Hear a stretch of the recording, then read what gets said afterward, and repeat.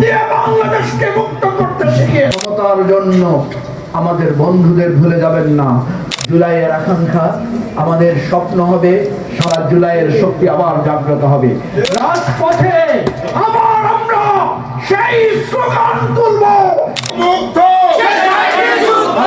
একটি ইতিহাসের ক্ষুদ্র একটি চিহ্ন হিসেবে আমরা রেখেছি এবং সেই চিহ্ন হিসেবে রেখে আমরা এটা বলতে চাই যে একটা মহাযাত্রায় অনেক ভুল ত্রুটি থাকে, একটা মহাযাত্রায় অনেক ত্রুটি বিচ্যুতি পরিলক্ষিত হয়, কিন্তু বিপ্লবীরা সময় নিজেদেরকে সংশোধন করে নেয় এবং নিজেদের পথ চলার সেই মঞ্জিলকে তারা নির্ধারণ করে আবার নতুন করে জেগে ওঠে। আজকের আমাদের এই অনুষ্ঠান একটি নতুন জাগরণের প্রতিধ্বনি। আজকে আমাদের এখানকার ঘোষণা একটি নতুন অঙ্গীকারের আভাস।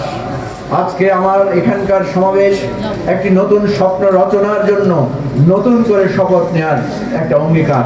প্রিয় ভাই বন্ধুগণ, আমরা আবারও বলছি, আমাদের ঐক্যের ভিত্তি হবে জুলাইয়ের আকাঙ্ক্ষা, আমাদের স্বপ্ন হবে সামনের দিকের বিপ্লবের প্রতিধ্বনিত করব আমরা সেই স্লোগানগুলোকে নিয়ে, যেটা আমাদের শহীদেরা রক্ত দিয়ে জীবন দিয়ে তারা এটা প্রতিষ্ঠা করেছেন।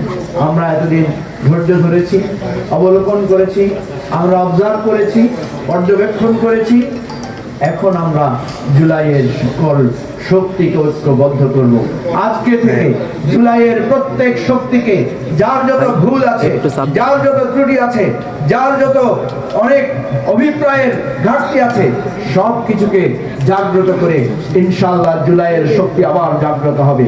রাজপথে আবার আমরা সেই স্লোগান তুলব, যেই স্লোগান আবু সাইদকে দুহাত প্রসারিত করে জীবন দিয়ে বাংলাদেশকে মুক্ত করতে শিখিয়েছে।